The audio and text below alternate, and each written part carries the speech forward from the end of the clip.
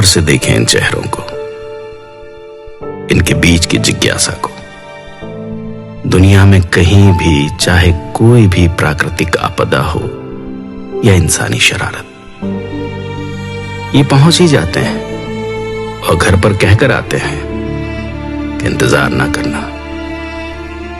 आप चाहे इन पर एतबार करें या ना करें, पर ये करेंगे, आपके लिए लड़ेंगे, आपकी मौत आपसे आगे होकर मरेंगे। इनको कोई फिक्र नहीं कि क्या सजा होगी, क्योंकि ये पता है क्या मानते हैं कि इसमें उसकी रजा होगी। कभी आतंकवादी, कभी बागी, लेकिन करें भी क्या, ये बगावत इनके खून में है। वो खून जिसने मिट्टी में गोलियां बोई थी, वो खून जो जलियांवाले बाग में दिखा था, वो खून जो सिर चढ़ा और 7 समंदर पार किताब में पिस्तौल बनकर पहुंचा, वो खून जिसने फांसी के फंदे को चूम कर गले लगाया, जिसने आरियों के नीचे भी अपने यकीन को नहीं छोड़ा।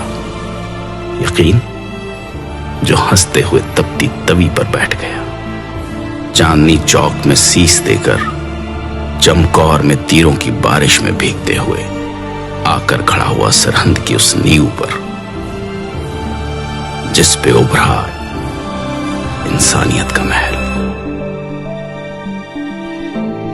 आइए जरा देखें तो सही, ये जो बीते कुछ समय से सड़कों पर घूम रहे हैं, ये असल में हैं कौन? इन माताओं की इतनी कौन सी मजबूरी थी कि वो भी साथ चल पड़ी? ये मजबूरी इनके जागते ज़मीर की है, इनकी पवित्र कोख की है, जिनमें से दुनिया के तमाम योद्धाओं ने जन्म लिया। भला ये घर पर कैसे रह सकती थी? इन्हीं में से जन्मे थे आनंदपुर की धरती से सिर मांगने वाले और सिर देने वाले। इन्हीं में से जन्मे वो योद्धा जो पैदा तो अलग अलग गर्भ से हुए, लेकिन आखिर में अपनी सबसे प्यारी मां धरती की कोख में समा गए। ये वही हैं जो रक्षा करते हैं, चाहे अधिकारों की हो या सरहदों की। दोनों तरफ एक ही पिता के बेटे हैं, दोनों अपने अपने फर्ज निभा रहे हैं। अगर कुछ बीच में है तो बुरी सोच की सरकारों के बैरिकेड्स। इनका इतिहास पढ़ने पर पता चलता है कि पहली बार बागी नहीं हुए। जब जब हक और सच के लिए आवाज उठाने की जरूरत पड़ी, ये सब अपनी अपनी जगह आगे आकर लड़े। ये लोग जिनकी भाषा, पहरावा, त्योहार और संस्कृति तो अलग हो सकती है, लेकिन अंदर की आग एक ही है, एक अच्छे देश के निर्माण का सपना, जिनका सबसे पहला धर्म हो इंसानियत। ये वही है जो मौत को सामने देखकर हंस हंस कर जयकारे लगाते हैं।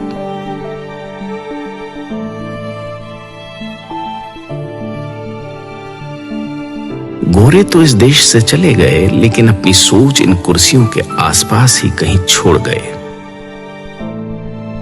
जिन पर बैठने वाले चेहरे तो बदलते हैं, लेकिन लोगों को बांटकर राज करने की बुरी नीयत नहीं बदलती। लेकिन ये कैसे लोग हैं जो हर बार इस बंटवारे को गिरेबान से पकड़ लेते हैं? पानी के मसले पर बांटे हुए आज जमीन के मसले पर कंधे से कंधा मिलाकर लड़ रहे हैं। इनके माथे की लकीरों में तवारीख लिखी गई है। इन्हें सिर्फ झुर्रियां समझने की गलती ना कर लेना। इन आंखों ने अपने हाथों से तैयार कर बेटों को मौत की बारात भेजा है।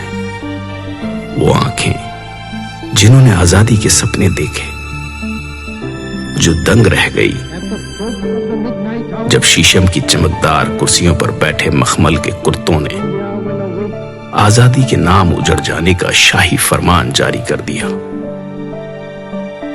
सिर्फ हाथ बदले हैं, हथियार आज भी वही है, चोटें आज भी वही है। लेकिन इन भले मानसों ने उजड़कर भी पता है क्या कहा? नानक नाम चढ़दी कला, तेरे भाने सरबत का भला। ईश्वर की रजा को सबसे ज्यादा मानने वाले किसान। सब कुछ यही तो पाल रहे हैं, इन फसलों को, तुम्हारी नस्लों को, गरीबी से मर रहे आम इंसान को, भ्रष्टाचार से बड़े हुए पेट को, ईमान को, बेईमान को, इंसान को, शैतान को, बेजुबान को, हिंदू, सिख, ईसाई, मुसलमान को, सबको यही तो पाल रहे हैं। इसीलिए तो इन्हें अन्नदाता कहा जाता है। लेकिन अफसोस, आज जब यह अन्नदाता अपने वजूद के लिए सर्द रातों में घर परिवार छोड़कर सड़कों पर उतरा, तो ऊंची छतों वाले कमरों में हीटर ऑन कर गर्म रजाई में बैठकर लोग इनको आतंकवादी कह रहे हैं। अगर अपनी आजादी, इंसानियत और सबके भले की बात करना आतंकवादी होना है तो माफ कीजिएगा, पर कोशिश करना कि ऐसे आतंकवादी बन सके जो मारते हैं दिलों की नफरत को, ऊंच नीच के फर्क को, गरीब और अमीर के बीच के फासले को।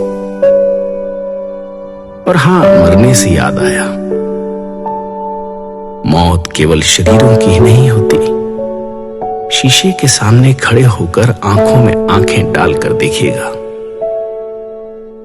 कहीं अंदर कुछ मरा तो नहीं हुआ।